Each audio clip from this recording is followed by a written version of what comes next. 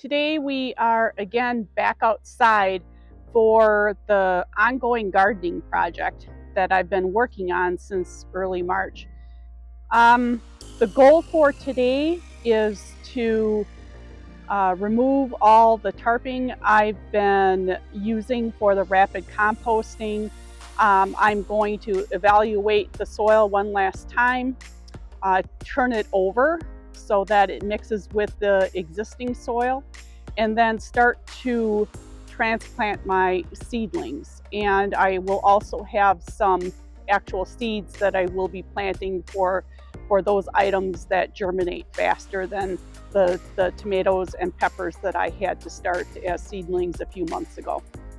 So with that, let's get started with the untarping and turning of the soil.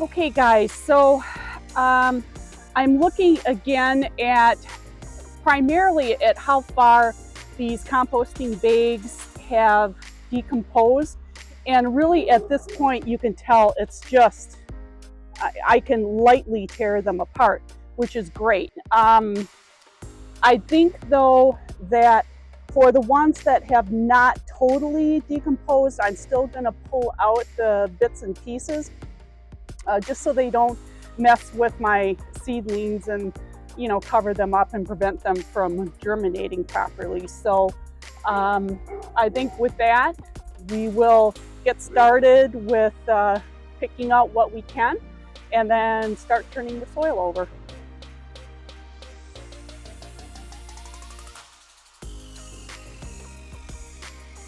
I'm seeing a lot of bugs and worms, which is a great sign of decomposition. So we are on the right track here.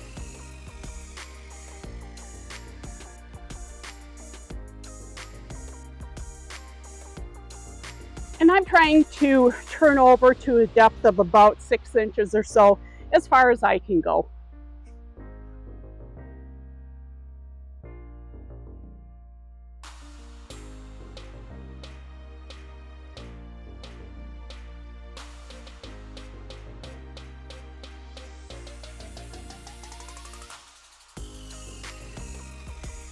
And guys, as I'm working here, another thing I'm noticing is pretty much the absence of smell, which is another wonderful sign of proper breaking down of the nutrients. It doesn't smell like garbage.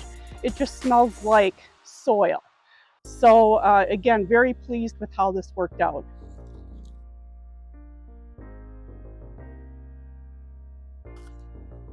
Here's an example of a piece of cabbage that didn't really break down at all, which is kind of weird because everything else is doing well. You know, again, the eggshells, didn't expect those to break down. Those will continue to decompose here over the next several months and add calcium to the soil. But we'll forego this one. I'm almost tempted to just leave these bags because they're literally just falling apart.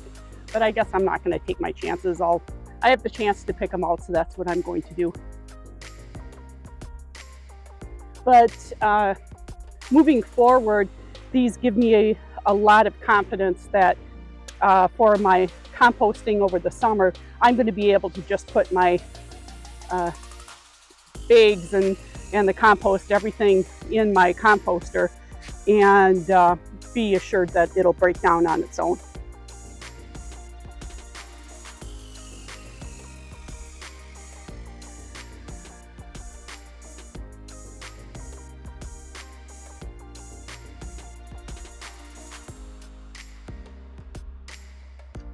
Okay, I think this is looking pretty good. I'm going to rake this out and do a final evaluation of what we've got.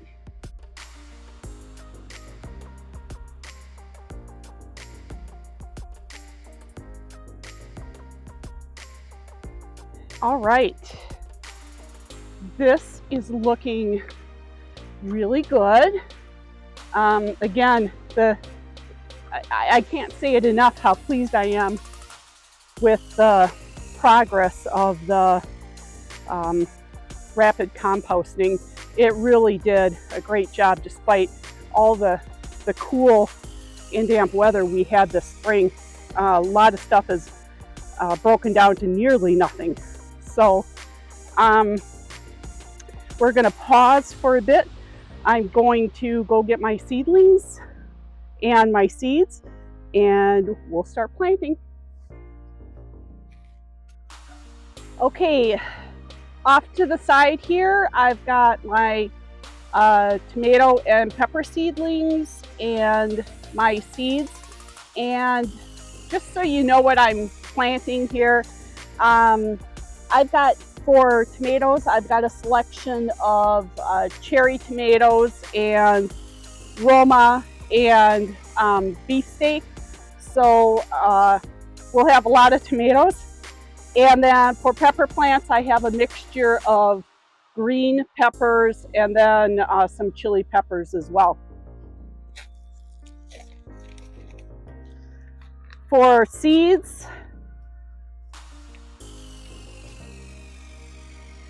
I have dill, squash, yellow squash, kind of lettuce, some good old garden beans, and Popeye loves spinach, so we're going to be planting it. I am going to start with the tomatoes because those are the ones that are going to go along the wall. Eventually I will build a sort of trellis to help aid in the tomatoes growing up rather than out. But that'll be another project for another day. The focus today is to just get the seedlings in the ground because they're starting to show signs of stress and I really need to get them in the ground.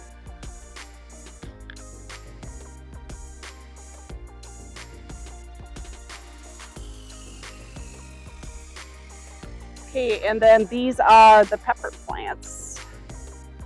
And I'm going to plant these towards one side, I think. Again, we've got a couple green pepper plants, spacing these about a foot apart. And then 2 chili peppers. Okay, let's dig some holes. And these pepper plants, I'm just planting them up until the soil level of the pots that they're in.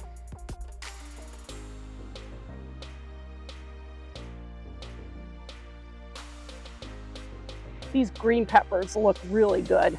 The chili peppers do as well. And incidentally, as I'm planting these, I was at Home Depot recently and I checked the price of seedlings there, and they were charging $6 for a seedling, which is just outrageous. And you know, I think I paid 89 cents for a whole packet of seeds. So, you know, even if there's 100 seeds in one packet, because these were small seeds, a penny. So this cost me a penny and a little bit of my time and attention. A big payoff. That's thousands of percents.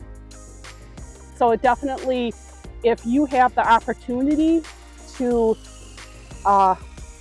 plant from seeds, you will save yourself a lot of money. Gosh, these pepper plants look just spectacular. There are 2 plants in this one, so I am going to split this, if I can, very gently, because I don't want them growing too close to each other. There we go.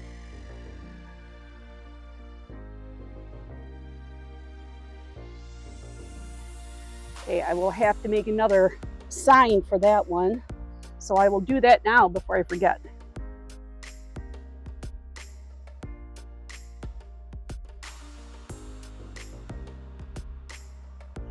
Okay, let's move on to these tomatoes.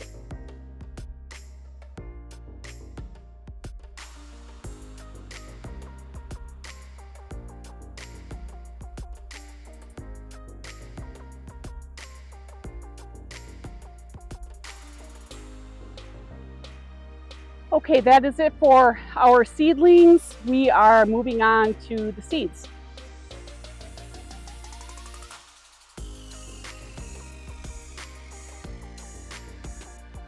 What I did with the green beans is, again, I am going to put a trellis up by those, so I just planted them on the end in a row.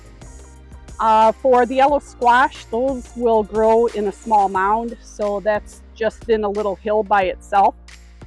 The last three I've left, which is the spinach, the dill, and the lettuce, I'm just going to plant in short rows here and sort of do it en masse, and then I will thin them as they start to grow.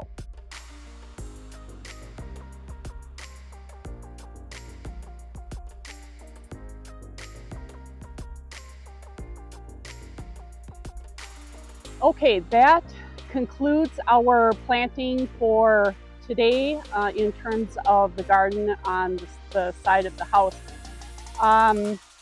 Again, thank you for joining me on this journey. It's been a few months long, but it's done so well, and it's totally exceeded my expectations. So, the next step is to see how these seedlings and seeds do.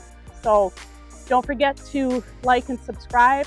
There's lots more content on my channel if you visit it that is like this, both indoor and outdoor projects. Thank you for joining me. Have a great day. See you next time.